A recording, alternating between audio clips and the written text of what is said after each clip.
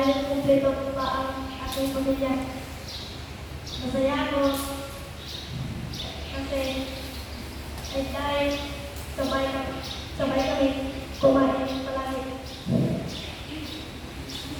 Masaya ako dahil binigyan ako ng nanay na buti at nagpo.